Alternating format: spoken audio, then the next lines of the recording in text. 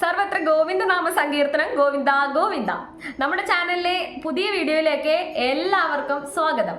അപ്പൊ ഇന്ന് നമ്മൾ പറയാൻ പോകുന്നത് ഭഗവാൻ ഉണ്ണിക്കണ്ണന്റെ ഒരു കഥയാണ് കേട്ടോ. ഞാൻ പെട്ടെന്ന് പറഞ്ഞു തീർക്കാവേ. എന്താന്ന് വെച്ച് കഴിഞ്ഞാൽ അത് ഭയങ്കര സുഖമുള്ള ഒരു കഥയാണ്. നമ്മുടെ ഗുരുവായൂർ അമ്പലത്തില് രാവിലെ നിവേദിക്കുന്ന ഒരു നിവേദ്യം എന്ന് പറയുന്നത് ഉപ്പുമാങ്ങയാണ് കേട്ടോ. അത് എത്ര പേർക്ക് അറിയുന്ന എനിക്കറിയില്ല. ഞാനും ഈ അടുത്ത കാലത്താണ് അതിനെ കുറിച്ച് അറിഞ്ഞത്. ഉപ്പുമാങ്ങയാണ് ഭഗവാന് കൊടുക്കുന്ന ആദ്യത്തെ നിവേദ്യം എന്ന് പറയുന്നത്. അതിന് പിന്നില് ഉണ്ണിക്കണ്ണന്റെ ഒരു ഭക്തവാത്സല്യത്തിന്റെ കഥയുണ്ട്. അതായത് ഉണ്ണിക്കണ്ണനെ പോലത്തെ ഒരു ഉണ്ണി ഭക്തന്റെ ഒരു കഥയാണ് അതിനകത്തുള്ളത് കേട്ടോ. അപ്പൊ കഥ എന്താണെന്ന് നമുക്ക് പെട്ടെന്ന് തന്നെ നോക്കിയിട്ട് വരാം. ഈ കഥ എന്ന് പറയുന്നത് ഗുരുവായൂർ ക്ഷേത്രത്തെ ബന്ധിപ്പിച്ചിട്ടുള്ള ഒരു കഥ തന്നെയാണ് കേട്ടോ. ഗുരുവായൂർ ക്ഷേത്രത്തിൽ നടന്നിട്ടുള്ള ഒരു കഥയാണ്. അപ്പോൾ ഉണ്ണിക്കണ്ണനെ പ്രിയപ്പെട്ട ഉണ്ണിയുടെ ഉപ്പുമാങ്ങയുടെ കഥയാണ് ഇന്ന് ഞാൻ പറയുന്നത്. അതായത് ഒരു ദിവസം ഗുരുവായൂർ ക്ഷേത്രത്തിലെ മേൽശാന്തിക്ക് അന്നേ ദിവസം പൂജയ്ക്ക് വരാൻ നിർവാഹമില്ലാതെയായി. അതായത് അദ്ദേഹത്തിന്റെ കുടുംബത്തിൽ, അദ്ദേഹത്തിന്റെ ഇല്ലത്തിൽ അദ്ദേഹത്തിന് ഒട്ടും തന്നെ ഒഴിച്ചുകൂടാൻ പറ്റാത്ത ഒരു കാര്യത്തിൽ അദ്ദേഹം ഏർപ്പെടേണ്ടി വന്നു. അതുകൊണ്ട് തിരുമേനിക്ക് നേരിട്ട് പൂജയ്ക്ക് വരാൻ പറ്റാത്ത ഒരു സിറ്റുവേഷൻ ആണ് അന്ന് ഉണ്ടായത്. അപ്പൊ അന്നേ ദിവസം തിരുമേനി എന്ത് ചെയ്തു? തിരുമേനിയുടെ മകൻ ഉണ്ണി, തിരുമേനിക്കൊരു ഉണ്ണിയുണ്ട്, ഒരു മകനുണ്ട്. കുഞ്ഞു ബാലകനാണ് കേട്ടോ. 6 വയസ്സ് 7 വയസ്സേ പ്രായമുള്ളൂ. ആ കുഞ്ഞു മകനോട് ഉണ്ണിയോട് പറഞ്ഞു, മോനെ നീ അടുത്ത ദിവസം ഇനി അമ്പലത്തിൽ പോയിട്ട് പൂജ ചെയ്യണം. കാരണം എനിക്ക് വരാൻ നിർവാഹമില്ല, ഞാൻ ഒരുപാട് തിരക്കിലാണ് പെട്ടിരിക്കുന്നത്. അതുകൊണ്ട് തന്നെ എനിക്ക് അന്നേ ദിവസം ക്ഷേത്രത്തിൽ വന്ന് പൂജ ചെയ്യാനുള്ള ഒരു നിർവാഹമില്ല. അതുകൊണ്ട് നാളെ നീ പോയിട്ട് ഭഗവാനുള്ള നിവേദ്യം സമർപ്പിച്ച് പൂജകളും മറ്റു കാര്യങ്ങളും ഒക്കെ ചെയ്യണം എന്ന് മകനെ പറഞ്ഞ് ഏൽപ്പിക്കുകയാണ്. അപ്പൊ എങ്ങനെയാണ് പൂജാ വിധികൾ എന്നുള്ളതൊക്കെ ഉണ്ണിയോട് പറഞ്ഞ് മനസ്സിലാക്കി കൊടുക്കുകയാണ് കേട്ടോ. ഉണ്ണി ആവട്ടെ, ഉണ്ണി ഏറെ കുസൃതി നിറഞ്ഞ കുട്ടിയാണ്. പക്ഷെ എങ്കിൽ പോലും ഭഗവാൻ ഉണ്ണിക്കണ്ണനോട് വല്ലാത്ത സ്നേഹമാണ് ഉണ്ണിക്ക്. ഉണ്ണിക്കണ്ണനോടുള്ള സ്നേഹം എന്ന് പറഞ്ഞു കഴിഞ്ഞാൽ തൻ്റെ ഏറ്റവും അടുത്ത സുഹൃത്തിനോട് ഒരു കുട്ടിക്ക് തോന്നുന്ന ഒരു വാത്സല്യവും സ്നേഹമൊക്കെ ഉണ്ടാവില്ലേ, ആ തരത്തിലാണ് ഉണ്ണിക്കണ്ണനെ കാണുന്നത് കേട്ടോ. ഉണ്ണിക്കണ്ണനോട് എന്നും പോയി നിന്നിട്ട് അമ്മയുടെ കയ്യിൽ നിന്ന് അടികൊണ്ട കഥകളും അതേപോലെ തന്നെ അച്ഛൻ്റെ കയ്യിൽ നിന്ന് ശകാരം കിട്ടിയ കഥകളൊക്കെ ഗുരുവായൂർ ഉണ്ണിക്കണ്ണനോട് എന്നും പോയി ഈ ഉണ്ണി പറയാറുണ്ട് കേട്ടോ. അപ്പൊ അത്രയും അടുത്ത ഒരു സുഹൃത്തിനെ പോലെയാണ് ഉണ്ണിക്കണ്ണനെ ഈ ഉണ്ണി കാണുന്നത്.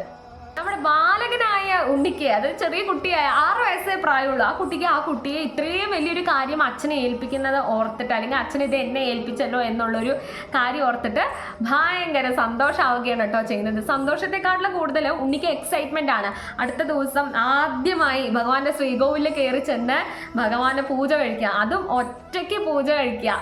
അത് ആ കുട്ടിയെ സംബന്ധിച്ച് വളരെ വലിയൊരു കാര്യം തന്നെയാണ് അല്ലേ.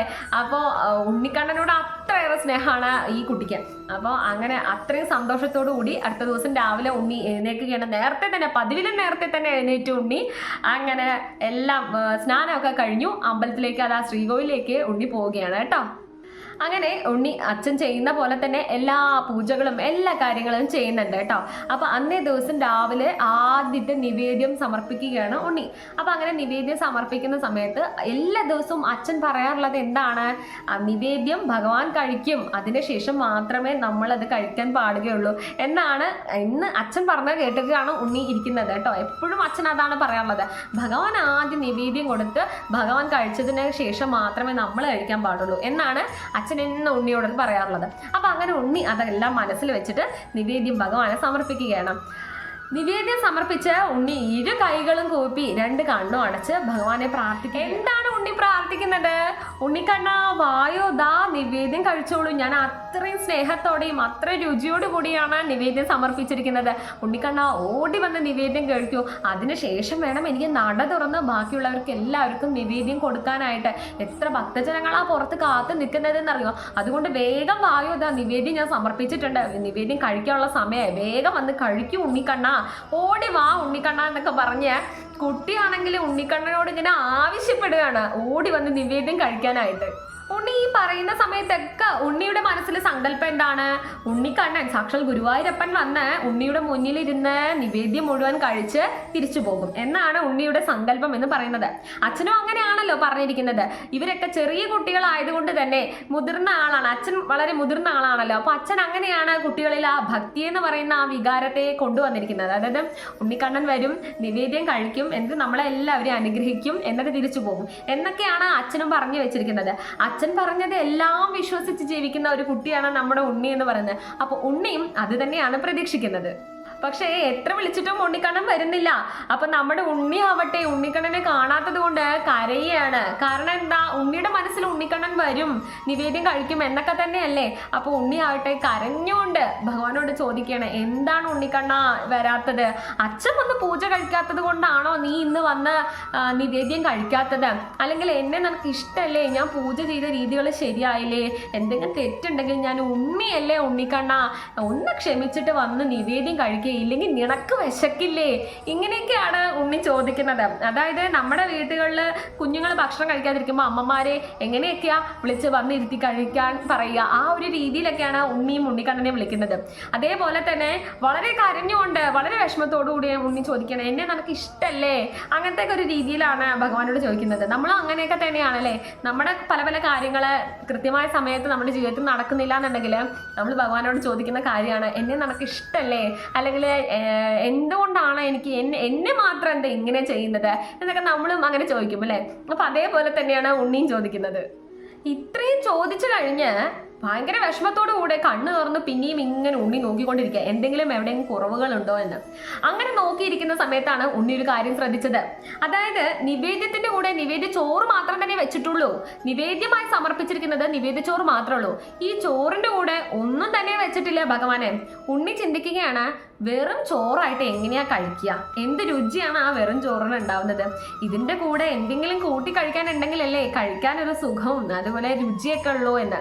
അപ്പോൾ ഉണ്ണിയുടെ മനസ്സിൽ തോന്നിയ ആ ഒരു കുഞ്ഞു ബുദ്ധി എന്താണെന്നറിയോ? ഉണ്ണി നേരെ ഇറങ്ങി ഇല്ലത്തേക്ക് പോയി ആ ഇല്ലത്തെ ഇട്ട് വെച്ചിരിക്കണ ആ ഉപ്പുമാങ്ങ, അതിന് 2 ഉപ്പുമാങ്ങ എടുത്തോണ്ട് വന്ന് ഭഗവാന്റെ നിവേദ്യ പാത്രത്തിൽ നിവേദ്യത്തിനൊപ്പം തന്നെ വെക്കുകയാണ്. എന്നിട്ട് ഉണ്ണിക്കണ്ണനെ മാടി വിളിക്കുകയാണ്, ഉണ്ണിക്കണ്ണ വായോ, ദാ ഞാൻ നല്ല രുചിയുള്ള ഉപ്പുമാങ്ങ കൊണ്ടുവന്നിട്ടുണ്ട്, ഇനി നീ ചോറ് കഴിച്ചോ. ഈ ഉപ്പുമാങ്ങയുടെ കൂടെ ചോറ് കുഴച്ച് കഴിക്കാൻ നല്ല രുചിയാണ്, അതുകൊണ്ട് തന്നെ നീ വേഗം വന്ന് ഉപ്പുമാങ്ങ കഴിക്കും ഉണ്ണിക്കണ്ണ എന്ന് പറഞ്ഞ് ഉണ്ണിക്കണ്ണൻ ഇങ്ങനെ മാടി അതായത് ഭഗവാൻ ഈ പ്രാർത്ഥന കേട്ടാൽ വരാതിരിക്കാൻ തോന്നണില്ല. അതായത് ഭഗവാൻ വരുന്ന രീതിയിൽ ഉണ്ണി അത്രയും കടഞ്ഞു പിടിച്ച് വിളിക്കുകയാണ് ഉണ്ണിക്കണ്ണനെ. നമ്മുടെ ഉണ്ണിക്കണ്ണൻ എന്ന് പറയുന്നത് ഭക്തവത്സലനാണ് അല്ലേ. ഒരു ഭക്തൻ, അതായത് ഏറ്റവും നിഷ്കളങ്കരായ ഈ ഭക്തൻ ഇങ്ങനെ വിളിക്കുമ്പോൾ എങ്ങനെയാ ഭഗവാന് വരാതിരിക്കാൻ പറ്റുക? അതായത് കുഞ്ഞുങ്ങളുടെ ഭക്തിയാണ് ഭഗവാന് ഏറ്റവും ഇഷ്ടം എന്ന് പറയാൻ ഏറ്റവും വലിയ കാരണം എന്താണെന്ന് വെച്ചാൽ അവരുടെ ഭക്തി എന്ന് പറയുന്നത് നിഷ്കളങ്കമാണ്. കാരണം അവരുടെ മനസ്സിൽ ഒന്നുമില്ല. അപ്പൊ അതുകൊണ്ട് ആ ഒരു ഭക്തിയാണ് അർപ്പിച്ച് വിളിക്കുകയാണ് ഭഗവാനെ. എന്തിനാ വിളിക്കുന്നത്? ഒരു കാര്യസാധ്യത്തിന് ഒന്നുമല്ല, ആ നിവേദ്യച്ചോറ് കഴിക്കാനാണ് വിളിക്കുന്നത്. അതായത് ഭഗവാനായി സമർപ്പിച്ച നിവേദ്യച്ചോറ് കഴിക്കാനാണ് ഉണ്ണി വിളിക്കുന്നത്. നമ്മളാണെങ്കിൽ പല പല ആവശ്യങ്ങൾ പറഞ്ഞാലേ ഭഗവാനെ സമീപിക്കുന്നത്, എനിക്ക് അത് ചെയ്തു തരണേ ഭഗവാനെ, എനിക്ക് അത് നടത്തി തരണേ ഭഗവാനെ, ഈ വഴിപാട് ഞാൻ കഴിക്കാം, എനിക്ക് അത് ചെയ്തു തരണേ. ഉണ്ണി അങ്ങനെയൊന്നും അല്ല. ഉണ്ണി ഭഗവാനെ സമർപ്പിച്ച് ആ നിവേദ്യം കഴിക്കാനാണ് ഉണ്ണി ഇങ്ങനെ ഭഗവാനെ വിളിക്കുന്നത്. ഇത് കേൾക്കുന്ന ഭഗവാനെ എങ്ങനെയാ വരാതിരിക്കാൻ തോന്നുക? ഭഗവാൻ നേരിട്ട് പ്രത്യക്ഷപ്പെടുന്നുണ്ട് ശ്രീകോവിലില്. അങ്ങനെ ഉണ്ണി സമർപ്പിച്ച ആ നിവേദ്യം ഉണ്ണിയുടെ മുന്നിൽ വെച്ച് തന്നെ ഉപ്പുമാങ്ങയും കുഴച്ചു ഭഗവാൻ അങ്ങോട്ട് കഴിക്കുകയാണ്. ഇത് കണ്ടോണ്ട് നിൽക്കുന്ന ഉണ്ണിക്കാവട്ടെ ഏറെ സന്തോഷമാവുകയാണ് ചെയ്യുന്നത്. അപ്പോൾ ഉണ്ണിയുടെ മുഖത്ത് ആ സന്തോഷം കണ്ട് ഭഗവാൻ എന്താണ് ചെയ്യുന്നത്? ഒരു ഉരുള ഉരുട്ടി ഉണ്ണിയുടെ വായിലും കൊടുക്കുന്നുണ്ട്.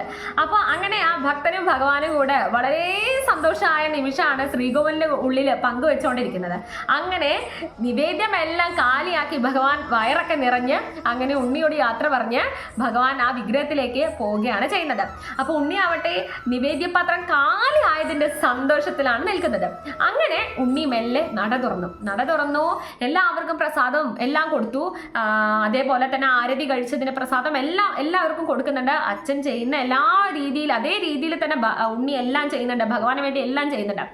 അങ്ങനെ എല്ലാവരും ചോദിച്ചു, എവിടെ പ്രസാദം, എവിടെ നിവേദ്യച്ചോറ്, എവിടെ നോക്കട്ടെ, കൊണ്ടുവരൂ എന്നൊക്കെ പറഞ്ഞു. അപ്പോഴാണ് ഉണ്ണി പറയുന്നത്, നിവേദ്യച്ചോറ് ഭഗവാൻ കഴിച്ചു. ഭഗവാനെ വെച്ചത് പിന്നെ ഭഗവാൻ കഴിക്കാതിരിക്കുവോ? ഭഗവാനെ കഴിക്കാതല്ലേ വെച്ചത്, ഭഗവാൻ കഴിക്കാതിരിക്കുവോ എന്ന് ഉണ്ണി നല്ല ഉറപ്പോടുകൂടെ ചോദിക്കുകയാണ് അവിടെയുള്ള ബാലവാഹികളോടൊക്കെ. ഇത് കേൾക്കുന്ന അമ്പല ബാലവാഹികൾ ചോദിക്കുകയാണ്, ഗുരുവായൂരപ്പനെ വെച്ച പ്രസാദം കഴിച്ചുന്നോ? അതെങ്ങനെയാ അങ്ങനെ ചോദിച്ചു. അപ്പോൾ ഉണ്ണി എല്ലാം നടന്ന കാര്യങ്ങളെല്ലാം ഉണ്ണി വിശദീകരിക്കുകയാണ്. അപ്പൊ ഇത് കേൾക്കുന്ന ആൾക്കാർക്ക് ഒട്ടും തന്നെ വിശ്വാസമാവുന്നില്ല. എന്താണ് നീ പറയുന്നത്? വെറുതെ ഒരു ഉണ്ണി വന്നിട്ട് കഴിച്ചു എന്നോ? അതായത് ഗുരുവായൂരപ്പൻ നേരിട്ട് വന്ന് കഴിക്കുക, ഇതൊക്കെ നടക്കണ കാര്യമാണോ ഉണ്ണി നീ പറയുന്നത്? ഉപ്പ് മാങ്ങയും കൂട്ടി ചോറ് നീ അവിടെ ഇരുന്ന് ഉണ്ട്, എന്നിട്ട് ഉണ്ണി കഴിച്ചു എന്ന് കള്ളം പറയാ അല്ലെ? അതായത് ഗുരുവായൂർ ഉണ്ണിക്കണ്ണൻ കഴിച്ചു എന്ന് നീ കള്ളം പറയാ അല്ലെ? എന്താണ് ഉണ്ണി നീ ഇങ്ങനെ കാണിക്കുന്നത്? അതായത് നിന്റെ അച്ഛൻ നിന്നെ ഇതൊക്കെയാണോ പഠിപ്പിച്ചിരിക്കുന്നത് എന്നൊക്കെ പറഞ്ഞ് ഉണ്ണിയെ വളരെ വലിയ രീതിയിൽ ശകാരിക്കാനൊക്കെ തുടങ്ങിയിട്ടോ ക്ഷേത്രം ഭാരവാഹികളൊക്കെ. അങ്ങനെ ഉണ്ണിയുടെ അച്ഛൻ ഈ വിവരം അറിയാണ് കേട്ടോ. അപ്പൊ അദ്ദേഹത്തിന് എന്തോ തിരക്കിലാണ്, അതുകൊണ്ടാണ് അന്ന് ക്ഷേത്രത്തിൽ വരാൻ പറ്റാതിരുന്നത്. അപ്പൊ ആരൊക്കെയോ ചേർന്ന് ഉണ്ണി ഈ പറയുന്ന കഥകളും ഈ ക്ഷേത്രത്തിൽ നടക്കുന്ന കാര്യങ്ങളൊക്കെ ഉണ്ണിയുടെ തിരുമേനിയുടെ ചെവിയിൽ എത്തിക്കുകയാണ്. അപ്പൊ ഇതൊക്കെ അറിഞ്ഞ ആകെ പേടിച്ചാണ് തിരുമേനി അമ്പലത്തിലേക്ക് എത്തുകയാണ്, ഒരു ഗുരുവായൂർ നടയിലേക്ക് എത്തുകയാണ് തിരുമേനി. അപ്പൊ ഇത് കാണാൻ അദ്ദേഹം എന്താണ് കാണുന്നത്? ക്ഷേത്രത്തിൽ എത്തുന്ന സമയത്ത് തന്റെ മകനെ എല്ലാവരും വളഞ്ഞിട്ട് ചീത്ത പറയുകയാണ്, അതായത് വളരെ വലിയ രീതിയിൽ ശകാരിക്കുകയാണ്. അപ്പോ തിരുമേനി അടുത്ത് ചെന്ന മകനോട് ചോദിച്ചു, എന്താണ് പ്രശ്നം? അപ്പൊ ക്ഷേത്രത്തിലെ ഭാരവാഹികളും എല്ലാവരും ചേർന്ന് ഈ ഉണ്ണി പറഞ്ഞ കഥയൊക്കെ അദ്ദേഹത്തെ അറിയിക്കുകയാണ്. ഉണ്ണിയും അതിനോട് അത് തന്നെയാണ് അച്ഛാ നടന്നത്, ഉണ്ണിക്കണ്ണൻ വന്നു, ഞാൻ സമർപ്പിച്ച നിവേദ്യം കഴിച്ചു, അച്ഛാ ഞാൻ പറയുന്നത് സത്യമാണ് അച്ഛാ എന്ന രീതിയിൽ ഉണ്ണിയും വളരെ ഉറപ്പോടുകൂടി പറയുകയാണ്. പക്ഷേ എങ്കിൽ പോലും തിരുമേനിക്കും ഉണ്ണി പറഞ്ഞ കാര്യം വിശ്വസിക്കാൻ പറ്റുന്നില്ല. മാത്രമല്ല ഭാരവാഹികൾ, അതായത് ക്ഷേത്രം ഭാരവാഹികൾ കുറെ പേര് ചോദിക്കുകയാണ്, നിങ്ങളുടെ ദാരിദ്ര്യം കൊണ്ടാണോ ഈ ഉണ്ണി ഭഗവാനെ വെച്ച നിവേദ്യം ആരും അറിയാതെ ശ്രീകോവിലിരുന്ന് കഴിച്ചത് എന്നുള്ള രീതിയിൽ വരെ ആ ചോദ്യങ്ങളും ആ ആരോപണങ്ങളൊക്കെ ഉയർന്നു വരികയാണ് കേട്ടോ. ഇതെല്ലാം കേട്ട് സഹിക്കാൻ വയ്യാതെ തിരുമേനി ഉണ്ണിയെ തല്ലാനായി ഭഗവാന്റെ ആ നടയിൽ വെച്ച് കൈ ഉയർത്തുകയാണ് കേട്ടോ. കൈ ഉയർത്തുന്ന ആ ക്ഷണം തന്നെ ശ്രീകോവിലിന്റെ ഉള്ളിൽ നിന്ന് വളരെ വലിയ രീതിയിൽ ഒരു ശബ്ദം വരിക. കൈ ഉയർത്തുന്ന ആ ക്ഷണം തന്നെ ശ്രീകോവിലിന്റെ ഉള്ളിൽ നിന്ന് വളരെ വലിയൊരു അശരീരി ഉണ്ടാവുകയാണ് ചെയ്യുന്നത്. സർവത്ര ജനങ്ങൾ കേൾക്കെ നിൽക്കെ ആ അശരീരി ഇതായിരുന്നു, ഉണ്ണിയെ തല്ലരുത്, നിവേദ്യം കഴിച്ചത് ഞാനാണ് എന്നതായിരുന്നു ആ ശബ്ദം. ആ ശബ്ദം കേട്ട് ശ്രീകോവിലേക്ക് നോക്കുന്ന എല്ലാ ജനങ്ങളും കാണുന്നത് വളരെ വലിയൊരു പ്രകാശമാണ്. ഈ പ്രകാശത്തിൽ നിന്നാണ് ഈ ശബ്ദം വരുന്നത് എന്നതും എല്ലാവർക്കും മനസ്സിലാവുന്നതാണ്. ഇത് കേൾക്കുന്ന ആ ജനങ്ങൾ, അതായത് ആ നടയിൽ നിൽക്കുന്ന ജനങ്ങൾ എല്ലാവരും അന്തം വിടുകയാണ്. മാത്രമല്ല തിരുമേനി ആവട്ടെ ആ ഉയർത്തിയ കൈ താഴ്ത്താൻ പോലും വയ്യാത്ത രീതിയിൽ വെട്ടി വിറച്ചു നിൽക്കുകയാണ്.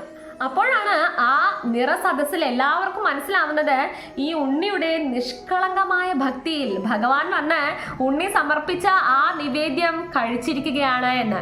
അതായത് ഭഗവാൻ ഉണ്ണിക്കണ്ണൻ തന്നെയാണ്, ഉണ്ണിക്കണ്ണൻ്റെ ഒരു നിറ സാന്നിധ്യമാണ് ആ ഒരു ക്ഷേത്രത്തിൽ അന്ന് അവിടെ കാണാൻ കഴിഞ്ഞത്. അതായത് ഭഗവാൻ ഭക്തവത്സലനാണ്, ഭക്തരെ ഇങ്ങനെ ഭഗവാനെ വിളിച്ചാൽ ഒരിക്കലും ഭഗവാൻ വരാതിരിക്കില്ല. ഭക്തി എന്ന് പറയുന്നത് ഒരിക്കലും മെറ്റീരിയലിസ്റ്റിക് ആവരുത് അല്ലെ? അതായത് നമ്മൾ സമർപ്പിക്കുന്ന മെറ്റീരിയലിനേക്കാളും കൂടുതൽ ആ നമ്മുടെ ആ ഒരു അർപ്പണം, അതേപോലെ തന്നെ നമ്മുടെ ഒരു ഭഗവാനോടുള്ള സ്നേഹം, അതാണ് ഏറ്റവും കൂടുതൽ ഭഗവാനെ വേണ്ടത്. ഏറ്റവും കൂടുതൽ ഭഗവാന് ഇഷ്ടമുള്ളതും അത് തന്നെയാണ് അല്ലെ? അപ്പോൾ ശ്രീകൃഷ്ണ എന്ന് വിളിക്കുന്ന, അല്ലെങ്കിൽ ഉണ്ണിക്കണ്ണ എന്ന് വിളിക്കുന്നത്, ഗോവിന്ദ എന്ന് വിളിക്കുന്നത്, മാധവ എന്ന് വിളിക്കുന്നത്, വെറുതെ നമ്മൾ കണ്ണ എന്ന് വിളിക്കുന്ന ആ വിളിയിൽ നമ്മുടെ വാത്സല്യവും നമ്മുടെ ഇഷ്ടവും ഒക്കെ ഉണ്ട് എന്നുണ്ടെങ്കിൽ ഭഗവാൻ അത് തന്നെ ധാരാളമാണ്. ഒരു മെറ്റീരിയൽ തിങ്സിലും ഒന്നിലുമല്ല ഭഗവാനോടുള്ള ഭക്തി നമ്മളെ ഇരിക്കുന്നത്. അപ്പോൾ ഈ ഒരു കാര്യം, ഈ ഒരു ഇൻസിഡന്റ് അവിടെ നടന്നതിന് ശേഷം അന്നേ ദിവസത്തിന് ശേഷം ഗുരുവായൂർ അമ്പലത്തിലെ എല്ലാ ദിവസവും ആദ്യത്തെ പ്രസാദം അല്ലെങ്കിൽ ആദ്യത്തെ നിവേദ്യം എന്ന് പറയുന്നത് ഉപ്പുമാങ്ങയോടുകൂടിയുള്ള നിവേദ്യമാണ്. ഉപ്പുമാങ്ങയാണ് നിവേദ്യമായി അവിടെ സമർപ്പിക്കാറുള്ളത് കേട്ടോ. അത് ഇന്നും ആ ക്ഷേത്രത്തിൽ അങ്ങനെ തന്നെയാണ് അത് തുടർന്നുകൊണ്ട് പോകുന്നത്. ആ ആചാരത്തിന് ഇന്നും ഒരു മാറ്റം ഇല്ല. അപ്പോൾ ഇത്രയാണ് എൻ്റെ കഥ കേട്ടോ. എൻ്റെ ഈ കഥ എല്ലാവർക്കും ഇഷ്ടപ്പെട്ടു എന്ന് വിശ്വസിക്കുന്നു. പേഴ്സണലി എനിക്ക് വളരെയധികം ഇഷ്ടമുള്ളൊരു കഥയാണ്. അപ്പോൾ എൻ്റെ മറ്റു വീഡിയോസ് കാണുന്ന ആൾക്കാർക്കാണെങ്കിൽ അറിയാൻ പറ്റും, ആ വീഡിയോസ് പറയുന്നതിനേക്കാട്ടിലും കുറച്ച് സന്തോഷത്തോടു കൂടിയാണ് ഞാൻ ഇന്ന് ഈ വീഡിയോ പറയുന്നത്. അപ്പോൾ എനിക്ക് വളരെ പ്രിയപ്പെട്ട ഈ കഥ നിങ്ങൾക്ക് ഞാൻ അവതരിപ്പിച്ചത് നിങ്ങൾക്ക് എല്ലാവർക്കും ഇഷ്ടപ്പെട്ടു എന്ന് ഞാൻ വിശ്വസിക്കുന്നു. നമ്മുടെ ചാനലിൽ ഇനിയും കൂടുതൽ വീഡിയോസ് ഉണ്ടാവുന്നതാണ്. കഥകളും ഒക്കെ ആയിട്ടാണ് നമ്മുടെ ചാനൽ ഇനിയും മുന്നോട്ട് പോകുന്നത്. അതുകൊണ്ട് തന്നെ വീഡിയോ മുഴുവനായി കണ്ടവർക്ക് വളരെ വലിയ നന്ദി. മാത്രമല്ല ഇനിയും വീഡിയോസ് കാണാൻ ശ്രമിക്കൂ, പഴയ വീഡിയോസൊക്കെ ഒന്ന് കണ്ടു നോക്കൂ. അതുകൊണ്ട് ചാനൽ എല്ലാവരും ലൈക്ക് ചെയ്യൂ, ഷെയർ ചെയ്യൂ, സബ്സ്ക്രൈബ് ചെയ്യൂ, കമൻറ്റുകൾ രേഖപ്പെടുത്തൂ. ജയ ശ്രീകൃഷ്ണ. കരമേകിയവിടുന്നു ഭാരമേൽക്കും, കൈവിടും പോലെ നീ മാറി നിൽക്കും. കരമേന്തിയവിടുന്നു ഭാരമേൽക്കും, കൈവിടും പോലെ നീ മാറി നിൽക്കും. അറിയാതെ എല്ലാം കവർന്നു വയ്ക്കും, അറിയാതെ എല്ലാം കവർന്നു വയ്ക്കും.